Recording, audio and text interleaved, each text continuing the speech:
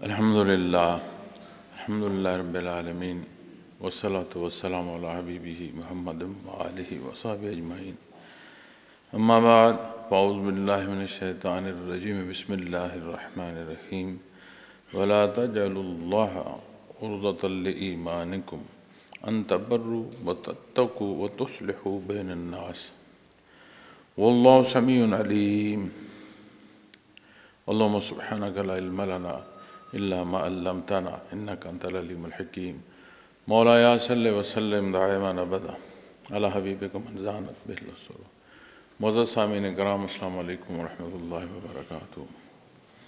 शायद बारी ताला है और अल्लाह के नाम को इस बात का हीला न बनाओ कि तुम कसमें खा कर नेकी और परहेज़गारी और लोगों के दरमियान इस्लाह का काम न करो, और अल्लाह सुनने वाले जानने वाले हैं।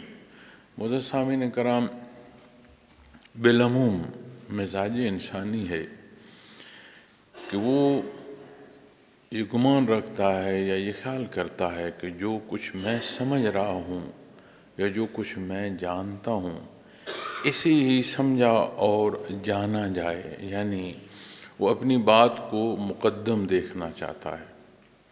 अब जब हम हर बंदे के हालात का जायज़ा लें तो हर बंदे की जहाँ वजूदी या ज़हनी इस्तिताअत अपनी है वहीं उसके हालात भी अपने। अगर दो एक तरह की इस्तिताअत के बंदे भी हों लेकिन मुख्तलिफ़ हालात से गुज़रें तो उनका तज़िया या उनकी जो राय है वो मुख्तलिफ़ हो जाएगी, इसलिए कि मुख्तलिफ़ हालात से गुज़रें। फिर इंसानी मुआशरे में मिलजुल कर रहना है और एक दूसरे से ज़रूरियात वाबस्ता हैं। ये सोच या ये पहलू कि हर कोई ये चाहे कि वैसा हो जैसे वो चाहता है या उस बात को माना जाए जिस बात को जैसे वो एक फ़र्द जो है मनवाना चाहता है, अगर इसी सोच को आप इंसानी मुआशरे पर लागू कर दें तो फ़साद होगा, मुआशरती तामीर नहीं हो सकेगी।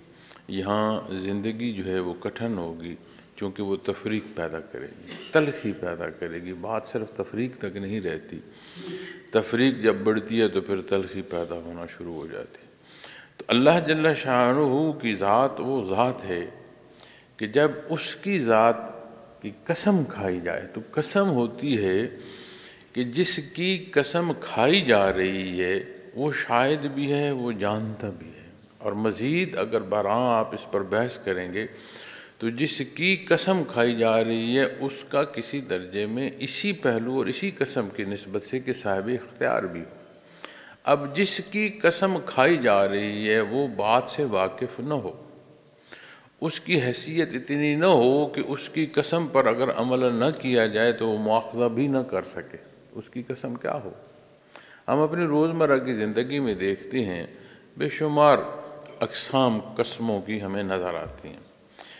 कई दफ़ा औलाद की कसम खाई जा रही होती है, मद्दे मुक़ाबिल को उसके सर की कसम दी जाती है, अपने सर की दी जा रही होती है, अज़ीज़ व अक़ारब की बात हो रही होती है। ये जो मखलूक की कसमें देना है ये जायज़ नहीं है। इसलिए कि बच्चे की अगर आप कसम दे रहे हैं तो वो मासूम क्या जानता है कि हक़ाइक़ क्या हैं, उसकी शहादत क्या है। और फिर आप ऐसे अफराद की कसम खा रहे हैं जो मौके पर है ही नहीं। फिर जो कसम खा रहे हैं उसका मुआवज़ा जिसकी कसम खा रहे हैं वो क्या कर सकता है। इसलिए कसम पर जब बात आएगी तो कसम एक ही ज़ात की तरफ निस्बत करती है और वो अल्लाह जल्ल शाअनुहू की ज़ात है जो कुल्ली तौर पर हर पहलू जानता है, अलीम है। फिर कादिर मुतलक है, उसके दस्ते कुदरत में हर शय है। तो उसकी कसम समझ आती है कि एक ज़ात अल्लाह करीम की वो है कि जिसकी कसम दी जाए। लेकिन अल्लाह करीम की कसम देना जब ये हमने रवाजात का हिस्सा बना लिया, हाँ कहीं किसी का बहुत नुकसान हो रहा है, उसकी हक तलफी हो रही है, कहीं दीन या बेदीनी ऐसे मामलात पेश आ गए हैं और इंतहाई ज़रूरत आ गई है, पेश आ गई है कि वहाँ एक मज़बूत बात की जाए, تو پھر ایسے موقعوں پر پھر اللہ کی جو قسم ہے وہ لی جا سکتی ہے، کوئی منع نہیں ہے۔ لیکن اسے اپنے روزمرہ کے معمولات میں اور معلوم ہی نو، ہم دیکھتے ہیں، میں خود کئی دفعہ تجربہ کیا ہے کہ کئی احباب یا دوست ملنے والے ایسے ہیں، وہ یہ گمان ہی نہیں کر رہے ہوتے کہ اللہ کی قسم روا روی میں وہ کھائے جا رہے ہیں، اور ہر بات کے ساتھ قسم کھا رہے ہیں، اور مقصد اس بات کا وزن بڑھانا ہے، یہ خیال ہی نہیں کہ اللہ کریم کا قسم کی ذات کی قسم کھائی جا رہی ہے۔ تو جہاں رب کائنات کی ذات اور اس کی شان ربوبیت ہے، غفور الرحیم ہے، وہاں بندے کی جو ذمہ داری بندگی کے معنوں میں ہے کہ وہ حدود و قیود کا خیال رکھے، اسے ادراک ہو اللہ کریم کی عظمت کا، کہ میں جس ذات کی قسم کھا رہا ہوں وہ ذات اللہ رب العالمین ہے، یہ کوئی عمومی بات تو نہیں۔ تو جس ذات کی وحدہ لا شریک ہے، جب اس کی قسم کھائی جا رہی ہے تو پھر بات اور معاملہ بھی ایسا ہو کہ وہاں اس درجے کی ضرورت ہو، پھر اس کا احترام ایسے رواجی پہلوؤں میں نہیں کہ ایسے جیسے بندہ عادت میں کئی الفاظ استعمال کرتا ہے، ایسے ہی قسم کو بھی عادت بنا لی جائے، یہ زیادتی ہے، اس کا مواخذہ ہوگا۔ تو اللہ کریم کے نام کی جو قسم ہے یہ ایسے نہیں ہے کہ بالعموم جو ہے اسے اختیار کیا جائے، اور جب بالعموم یہ قسمیں کھائی جاتی ہیں نا تو اس قسم کا پھر اعتماد کوئی نہیں کرتا۔ اب کتنا بڑا ظلم ہے کہ ایک شخص اللہ کریم کے نام کی قسم کھائے اور دوسرا جو ہے اس کی بات کا اعتبار نہ کرے۔ اب اس کے اعتبار نہ کرنے کا سبب تو وہ جو فریق اول ہے اس کا کردار ہے، اور اس کے کردار میں جہاں کمزوری ہے وہاں قسم کھانے کی بھی اس کی عادت ہے۔ لیکن اب جب فریقین پر اس بات کا اطلاق کر کے دیکھیں گے کہ جس نے روا روی میں اللہ کریم کی ذات کی قسم کھائی اور پھر سامنے جس نے اس قسم کا احترام نہ کیا، تو یہ کیسی صورتحال بن جائے گی۔ اس لیے معاملہ نازک ہو جاتا ہے۔ تو اللہ کریم غفور الرحیم ہے، اپنی مخلوق کو پیار فرماتے ہیں، کرم اور احسان فرماتے ہیں، ہر بات میں رہنمائی نصیب ہو رہی ہے۔ قرآن کریم کو یہ ہمارے روزمرہ معمولات کا حصہ ہونا چاہیے کہ نہ صرف تلاوت ہو بلکہ تلاوت سمجھ کر کی جائے، ہو سکے تو کچھ حصہ تفسیر سے بھی دیکھا جائے، نہیں تو کم از کم بھلے ایک آیا کریمہ ہی صحیح، ایک رکوع صحیح، ترجمہ ضرور دیکھا جائے۔ لیکن یہاں میں ایک بات عرض کروں کہ قرآن کریم کا ترجمہ دیکھتے ہوئے کسی بات کا جب آپ فیصلہ کریں کہ ہاں اللہ نے یہ فرمایا، یہ تحقیق ضرور کر لیں کہ اسے نبی کریم صلی اللہ علیہ وسلم نے کیسے سمجھا، آپ نے اس کی حدود و قیود کیا مقرر فرمائیں، کیسے آپ نے اختیار فرمایا، اور اس کی عملی صورت پھر آپ کو صحابہ کرام رضوان اللہ علیہم اجمعین کے مبارک زمانے سے تابعین اور تبع تابعین تک ملے گی، پھر اجماع ان حدود و قیود کے درمیان ملے گا۔ اس لیے یہ کوئی عمومی بات نہیں ہے کہ عربی کی بھی سمجھ نہیں ہے اور پھر جب اس کا ترجمہ پڑھا جائے، اب ترجمہ عین نہیں ہوتا، بہت اعلیٰ ترجمہ جو ہو معزز سامعین کرام اسے قریب ترین ترجمہ کہتے ہیں۔ تو جب اردو عربی کے ترجمے کے طور پر دیکھی جائے گی تو بہت ساریاں جو کمزوریاں ہیں اور جو کمزور پہلو جو ہیں وہ سامنے آئیں گے۔ اب اگر کسی کو عربی نہیں آتی اور وہ اردو کے ترجمے سے اپنی مرضی کا مفہوم دیکھنا چاہتا ہے تو یہ پھر زیادتی ہوگی۔ لیکن جب آپ قرآن کریم پڑھیں گے اور اس کا ترجمہ دیکھیں گے تو ایک ایسی کیفیت سے گزریں گے کہ شرف ہم کلامی نصیب ہو رہی ہوگی اپنے اللہ کریم سے۔ تو قرآن کریم کا دیکھنا، قرآن کریم کا چھونا، زیارت، چھونا، پڑھنا، ہر طرح سے قرآن کریم برکت ہے، چونکہ کلام ذات باری تعالیٰ کا ہے۔ اللہ کریم نے اس کی تلاوت کا بھی پسند فرمایا، حکم فرمایا، اس کی سماعت کا بھی۔ جہاں قرآن کریم، اب جب قرآن کریم آپ پڑھ رہے ہوں تو پڑھنا فرض نہیں ہے، لیکن سننے کا نص قرآن جو حکم ہے، قرآن کریم پڑھا جا رہا ہو تو ہمتن گوش ہو کر سننا پڑتا ہے، نہیں تو گناہ ہوگا۔ لیکن ایک بات جو میں عرض کر رہا ہوں کہ اسے سمجھنے کی ضرورت ہے، اور اگر ہم وہ جنہیں عربی کا ترجمہ بھی لکھا ہوا درکار ہے اردو میں، ہم کیا سمجھ پائیں گے؟ کجا کہ جو صاحب زبان ہو، یعنی جس کی زبان عربی ہو، اس کے لیے بھی لازم ہے کہ وہ اپنی جو ہے اپنی زبان کی بلوغت میں نہ پھنسا رہے، ان حدود و قیود کو دیکھے جو نبی کریم صلی اللہ علیہ وسلم نے مقرر فرمائے۔ آپ آج کو بہت بڑا عربی دان کہے کہ جی حالات اور واقعات کی نسبت جو زبان میں تبدیلی پیدا ہوتی ہے، تو آج کی تبدیلی کی نسبت حکم میں اتنی جو ہے تخفیف کی جائے یا اتنی تحریف کی جائے یا اتنی کمی بیشی کسی پہلو سے نہیں، وہ جو نبی کریم صلی اللہ علیہ وسلم نے مقرر فرمایا وہ عین وہ بات اور وہ حکم ہے جو اللہ جل شانہ کا ہے۔ تو عام زندگی کی نسبت قسم کھانا درست نہیں ہے، اور کسی کی قسم کھانا تو درست ہے ہی نہیں، لیکن اللہ کریم کی ذات کی نسبت جب آپ قسم کھائیں تو احترام لازم رہے، یہ سمجھے، اور بات پھر ایسی ہو جو پرہیزگاری کی ہو اور اصلاح کی ہو۔ مسلمان معاشرہ ہے، مسلمان معاشرے کے لیے اللہ کریم کا نام بہت بڑی اہمیت رکھتا ہے۔ مسلمان معاشرہ ہو اور اس میں نبی کریم صلی اللہ علیہ وسلم کا مبارک نام بہت بڑا جو ہے احترام اور بہت بڑا مقام رکھتا ہے۔ تو ہر بات میں بندہ مومن یہ دیکھتا ہے کہ اللہ کا کیا حکم ہے اور نبی کریم صلی اللہ علیہ وسلم نے اس کی کیا رہنمائی فرمائی ہے، کون سی حدود و قیود مقرر فرمائی۔ پھر ہم محسوس کرتے ہیں کہ اسلامی احکامات کے مطابق ایک پابندی ہے۔ اب یہ ناسمجھی سے کہا جائے، شاید یہ جو لفظ ناسمجھی ہے یہ اس کا ترجمہ نہیں کر پاتی، اس کا مفہوم ادا نہیں ہوتا، چونکہ یہ شرعاً جہالت ہوتی ہے۔ دینی احکام ہماری ضرورت ہے، یہ سمجھنا چاہیے۔ آپ نے کلام کرنا ہے، آپ نے خوراک کھانی ہے، آپ نے دیکھنا ہے، آپ نے سننا ہے، آپ نے چلنا اٹھنا بیٹھنا ہے، آپ کا رشتہ ہونا ہے، آپ کے ساتھ رشتہ ہونا ہے، آپ کا کہیں رشتہ ہونا ہے، کتنی ہی پہلو زندگی کے ہیں جن میں سے گزرنا ہے۔ تو جب گزرنا ہے تو وہ راہ جو کٹھن ہے اور پیچ و خم سے بھرا ہو وہ اچھا ہے، یا وہ راستہ جو صاف بھی ہو اور عین سیدھا ہو، ضرورت کی مطابقت رکھتا ہو، وہ درست۔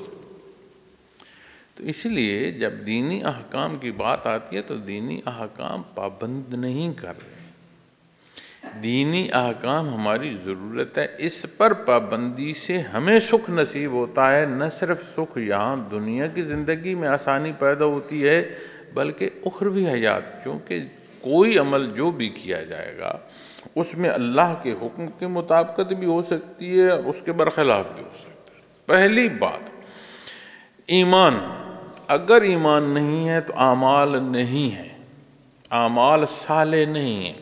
صالح اعمال کے تحت اگر کسی کا عمل ہے لیکن ایمان نہیں ہے تو وہ اللہ کا حکم مان کر تو کر نہیں رہا، آخرت کو دیکھ کر کر نہیں رہا، اجر اور ثواب تو اسے درکار نہیں، پھر اسے دنیا کا کوئی اور مقصد چاہیے ہوگا، اس کی اپنی پسند اس نسبت سے آ سکتی ہے، وہ سمجھتا ہے کہ اس طرح کرنے سے اسے فائدہ ہو سکتا ہے، اسے اس سے اپنے نام یا اپنی ذات میں کوئی شے درکار ہو سکتا، کچھ بھی ہو سکتا ہے، تو اسے جو دنیا کے حصے درکار ہوں گے اللہ اسے عطا فرما دے گا، لیکن اس کا آخرت میں حصہ نہیں ہے، اس لیے کہ نہ اس کا اللہ پر ایمان ہے، نہ اس کا آخرت پر ایمان ہے، نہ وہ حساب کتاب کو مانتا ہے، تو پھر اس کا عمل صالح کیسے ہو سکتا ہے؟ وہ اپنی ضرورت اور پسند کو دیکھ کر کر رہا ہے۔ لیکن معاملات دنیا میں جو دینی احکام ہیں، اسے غیر مسلم کافر و مشرک بھی اگر اس کے مطابق زندگی بسر کرے تو اسے دنیا کا فائدہ پہنچتا ہے۔ یہ آج ہمارے معاشرے کا بہت بڑا سوال ہے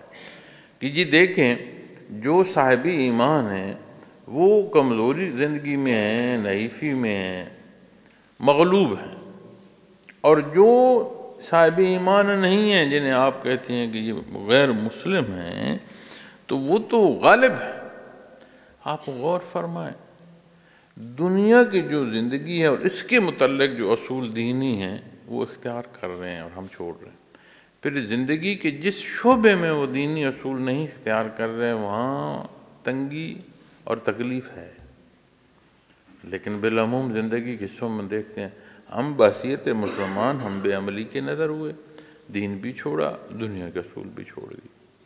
انہوں نے دین نہیں مانا لیکن دنیا کے اصول مانے، اور کیوں مانے؟ انہوں نے تحقیق کی، انہوں نے خلافت اسلامیہ سلطنت جو اسلامی ریاست کی ہے اس کے خد و خال کو پڑھا، انہوں نے نبی کریم صلی اللہ علیہ وسلم کی سیرت مبارک کا مطالعہ کیا، آپ نے جو احکامات عطا فرمائے قرآن کریم سے وہ نتائج اخذ کرتے ہیں کہ قرآن کریم جو کچھ فرما رہا ہے یہ تاریخ شہادت دیتی ہے کہ جب جس نے اس کے مطابق عمل کیا ویسا نتیجہ ہے جو قرآن کریم بیان فرما رہا ہے۔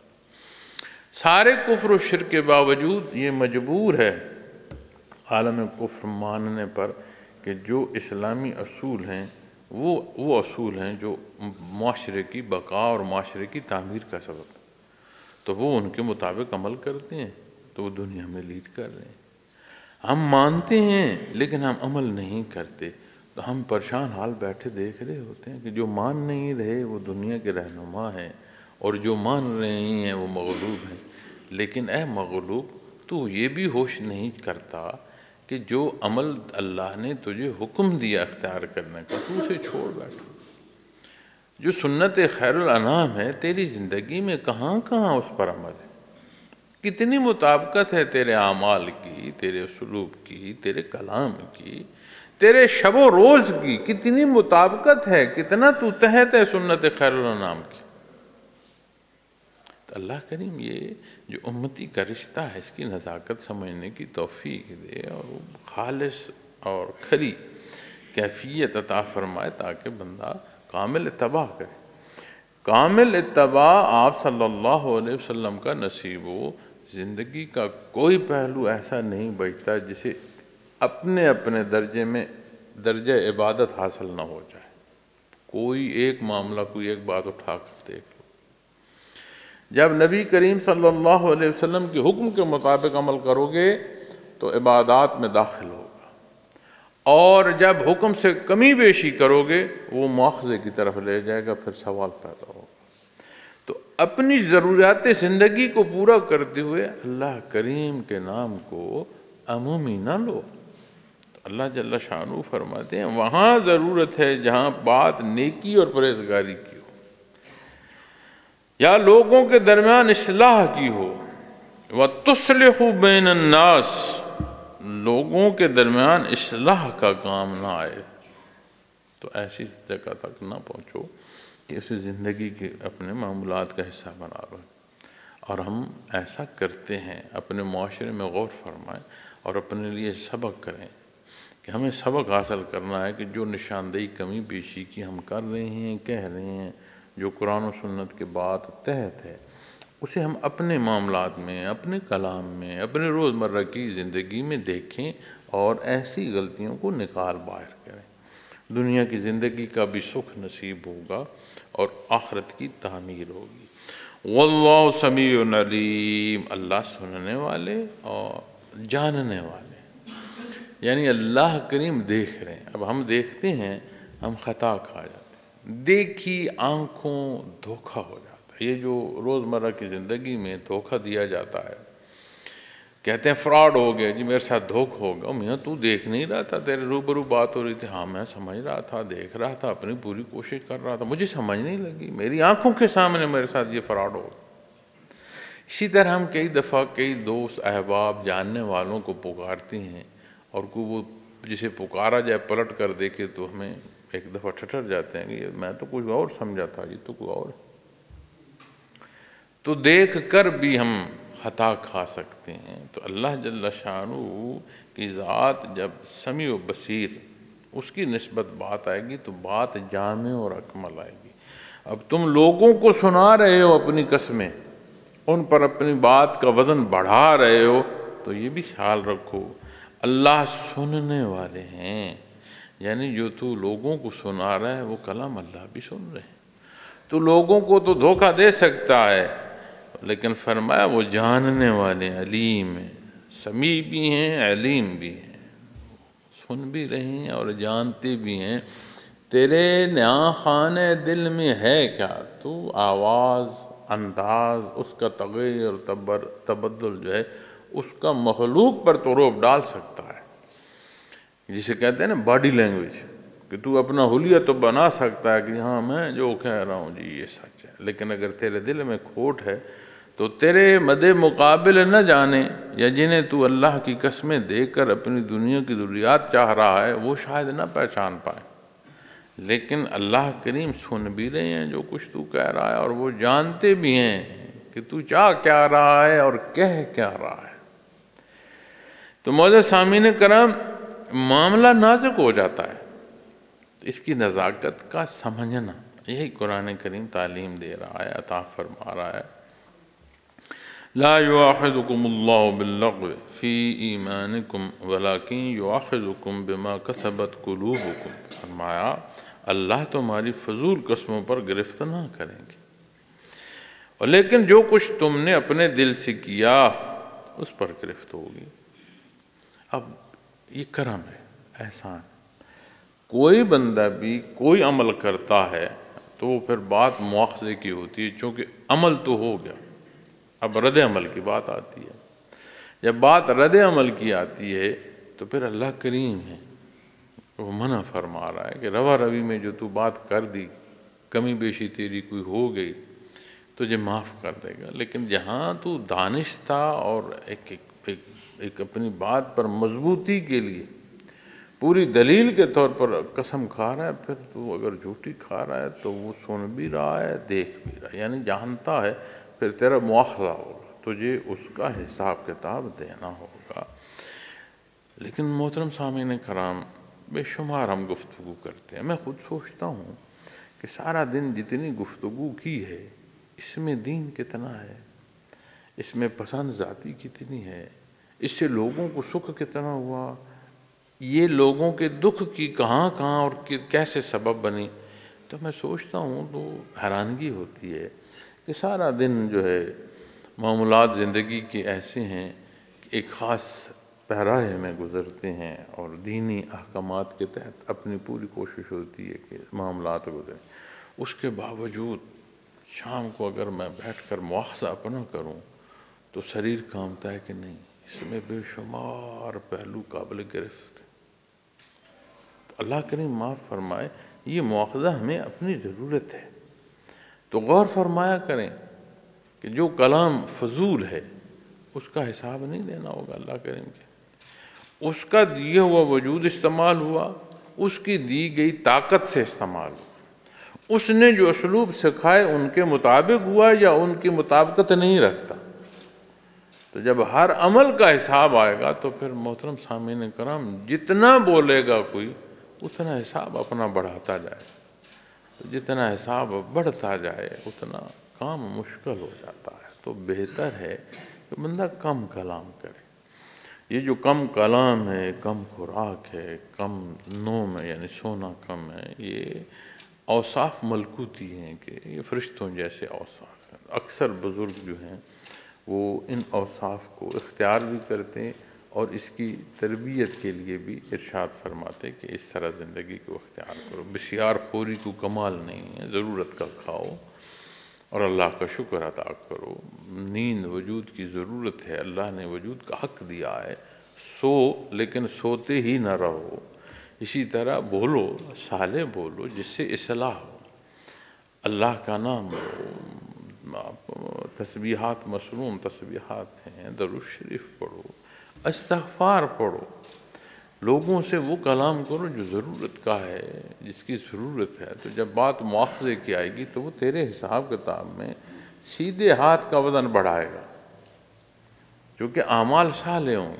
تو جب ہم فضول بولتے ہیں اور پھر اللہ معاف کرے، یہ جو ہم بندے کی کمر پیچھے بحث کرتے ہیں، یہ اتنا مزاج بن چکا ہے آج ہمارے معاشرے کا کہ کوئی نشست ایسی ہوتی نہیں کہ جہاں اگر دو بندے بیٹھے ہیں تو تیسرے کسی کا تذکرہ جو موجود نہیں ہے اس پر بحث نہ کی جائے۔ کتنی جاتی. وہ خرابی جو اس میں ہے اس پر بولنے پر گناہ ہے، اور جو ہو ہی نہیں، بہتان ہو، اس کا کہاں تک گناہ ہو، کہ ہماری زندگیوں کا حصہ بن چکا. تو وہ چند لمحے کی ایک نفسانی خواہش اور تکمیل کہ ہاں میں نے اپنا دل ٹھنڈا کیا، میاں آگ گرم کر دی، قبر گرم کر دی، آگ بڑھا دی، تو یہ ٹھنڈک نہیں ہے، یہ تکلیف دہ باتیں ہیں. تو یہ وہ انداز زندگی ہے جسے ہمیں اپنی اولاد کی تربیت کی ضرورت ہے. ہم جب بحیثیت والدین اس طرح کے رویے اختیار کرتے ہیں تو ہماری اولاد دیکھ رہی ہے. تو جب ہم اپنی اولاد کی تربیت کریں گے تو جو انہیں سکھا رہے ہیں کہ بیٹا یہ درست ہے، وہ خود اختیار نہیں کریں گے. تو معزز سامعین کرام، گھر ایک بڑا خوبصورت گلدستہ ہوتا ہے. گلدستہ جو ہوتا ہے اس میں رنگ اور خوشبو مختلف ہوتی ہے، لیکن یکجا ہوتی ہے تو وہ خوشبو بھی بھلی لگتی ہے، اور وہ مختلف رنگوں کا امتزاج بھی بڑا خوبصورت لگتا ہے. تو جب ایک گھر میں مختلف مزاج ہوں گے اور اللہ کے حکم کے مطابق بندہ زندگی بسر کرنے کی اپنی جہد کرتا رہے گا تو وہ گھر گلدستہ ہوگا. وگرنہ جو تلخیاں آج ہیں، آپ یقین مانیں کہ اولاد نہیں چاہتی کہ والدین کچھ کہیں، والدین گھبراتے ہیں کہ کچھ نہ کہا جائے تو بہتر ہے. ایسے گھر ہوتے ہیں، ایسے گھروں کی خوبصورتی ہوتی ہے، کوئی بات نہیں. تو یہی معاشرہ ہے جسے ادھیڑنے کی پوری کوشش کی جا رہی ہے اس جدت کو استعمال کرتے ہوئے. جتنا سوشل میڈیا ہے، میں اس کے خلاف نہیں ہوں، ہم پوری اپنی جو ترویج ہے سلسلے کی اس سے کرتے ہیں، لیکن اس کے استعمال کو بالعموم جب دیکھتا ہوں تو اس میں ہم وقت کا ضیاع بھی کرتے ہیں، اور اپنے لیے بے شمار برائیاں جو ہیں انہیں بھی تلاش کرتے ہیں، اور بے شمار جو ہے غلطی کی ترغیب وہ ہماری اولاد کو بھی جا رہی ہے. پیسہ بھی خرچ کیا اور ایک وہ ترغیب بھی اپنے گھر تک لے آئے جو شریعت کے مقابل ہے. جو شریعت کے مقابل ترغیب گھر میں لائے، گناہ ویسے کیا، زندگی میں ویسے تعفن پیدا ہوا. تو یہ ہمارے معاشرے میں ایسا ہو رہا ہے. کسی کے پاس کسی کے لیے وقت نہیں ہے. کتنا خوبصورت رشتہ ہے ماں کا اور اولاد کا. غور فرمائیں، بچہ روتا ہے تو ماں کہتی، اس کے ہاتھ میں ایک سکرین، اسے آپ فون کہیں، اسے آپ ٹیب کہیں، آپ اسے جو مرضی کہیں، اسے ایک سکرین پکڑا دیتی ہے. اور جو کچھ سکرین پر ہے وہ اگر کوئی شے ایسی ہو کہ جس سے بچے کو بہلایا جا سکے، اس کی ایک ایک آواز کو بھی ماپ کر بنایا جاتا ہے جس میں برائی کے اثرات ہوں. کبھی تحقیق کیجیے گا، اپنے لخت جگر جن کے حوالے کر دیتے ہو وہ انہیں کس رخ پر ڈال رہے ہیں. تو معزز سامعین کرام، اللہ جل شانہ کی قسموں پر بات ہو رہی ہے. ارشاد باری تعالیٰ ہے کہ فضول جو روا روی میں تمہاری باتیں اللہ مؤاخذہ نہیں فرمائیں گے، یہ اس کا کرم. لیکن جو نقطہ عرض کرنا چاہ رہا ہوں، ہمیں دیکھنے کی ضرورت ہے کہ ہم کس روش پر ہیں. تو فرمایا لیکن جو قسم تم اپنے دل سے، یعنی روا روی میں نہیں، پوری دانستہ اور اپنی بات کے وزن کو قائم کرنے کے لیے اس کی کھاؤ گے، تو پھر یہ جانو کہ تیری اگر جھوٹی قسم ہے تو وہ سن بھی رہا ہے اور وہ جانتا بھی، اور جس کی تو قسم کھا رہا ہے وہ قادر مطلق ہے، وہ قدرت بھی رکھتا ہے، تجھے اس کا حساب دینا. تو جب بات حساب کی آئے گی تو مشکل معاملہ ہے، لیکن اللہ جل شانہ نے فرمایا واللہ غفور حلیم، اور اللہ بخشنے والے بردبار ہیں، وہ حلیم ہے، غفور ہے. وہ فرمایا کہ تیری بے لمو باتوں پر گرفت نہیں ہے، لیکن اگر تو کو دانستہ یہ جرم کرے گا تو قابل گرفت ہے، لیکن پھر بھی معاملہ اس کے سپرد ہے. تو حدیث میں ملتا ہے کہ اللہ کریم فرماتے ہیں کہ جیسا میرا بندہ مجھ سے توقع رکھے گا، توقع کرے گا، ویسا مجھے پائے گا. تو پھر اس نے ساتھ یہ بھی ارشاد فرمایا، جہاں گرفت کا حصہ بیان فرمایا واللہ غفور حلیم، اور اللہ بخشنے والے ہیں. یعنی اپنا جائزہ لے، اپنی حیثیت کو جان. اس نے تجھے کتنی عظمت عطا فرمائی، اپنا بندہ پیدا فرمایا. اب تو اپنے بندے سے، اس کا بندہ ہونے سے تو شیطنت کی طرف جا رہا ہے. اس نے کرم فرمایا اور تو اپنی انا میں جو ہے وہ کھونا چاہ رہا ہے، تو کیا کر رہا ہے؟ تو فرمایا وہ بخشنے والا ہے، یعنی اس کی بخشش وسیع ہے۔ یہ نہیں ہے کہ وہاں کوئی بات، کوئی سوال، کوئی عرض، کوئی گزارش ایسی ہو کہ جسے پورا نہ کیا جائے۔ یہ تو دنیا کے فانی جہان میں فانی حیثیتوں والے اور عمومی طور پر اختیار رکھنے والے بندے کہہ رہے ہوتے ہیں۔ ہم سنتے ہیں فلاں بادشاہ نے کہا ہاں بھائی آنے والے سے تو مانگ، کیا مانگتا ہے؟ تو محتاج، تو خود محتاج، تو کسی کی احتیاج کیا پوری کرے گا؟ لیکن یہاں حقیقی مالک کا در ہے، یہاں کوئی احتیاج ایسی نہیں ہے کہ کوئی ایسے مرض نہیں ہے جس کی دوا نہ ہو، کوئی احتیاج ایسی نہیں ہے جو پوری نہ ہو سکے، یہ مالک کی مرضی ہے۔ تو اس رشتے کی نسبت دیکھو تو اللہ کریم غفور الرحیم ہے، بردبار ہے، علیم ہے، تو وہ ہر شے کا حساب بھی ہے اس کے پاس، اور ہر شے کی جو اختیار ہے وہ بھی اس کے پاس ہے۔ تو اللہ کریم ہمیں یہ نزاکت سمجھنے کی توفیق عطا فرمائے، دینی حکم کے مطابق جو زندگی ہے وہ نصیب ہو۔ لیکن اگر ہم ان چیزوں کو رواجات میں دیں گے یا اس شعبے کے متعلقہ لوگوں کے سپرد کر دیں گے کہ جیسے علماء ہیں جی ان کا کام ہے دین جاننا، ذکر کی بات ہے جی تو مشائخ کی طرف نسبت کر دیں گے، ہاں جی وہ بڑے اچھے لوگ ہیں، ہماری بھی نسبت ہے ان سے۔ نہیں، علم دین کا ضرورت کے مطابق جاننا لازم ہے۔ جب بات کیفی حصوں کی آئے گی تو کیفیات تمہیں تب حاصل ہوں گی جن کی نسبت بات کر رہے ہو، کیا انہوں نے عمل نہیں کیا، محنت وہ زیادہ نہیں کی؟ تو اللہ کریم ہے، غفور الرحیم ہے، وہ معاف بھی فرماتے ہیں، عطا بھی فرماتے ہیں۔ تو اپنی اس رشتے کو جانیں، اپنی زندگی کی نزاکت کو جانیں، اپنی زندگی سے کمزور اعمال انہیں باہر نکالیں، سہل اعمال اختیار کریں۔ اللہ کریم میرا اور آپ کا حامی و ناصر ہو۔ وآخر دعوانا الحمدللہ رب العالمین۔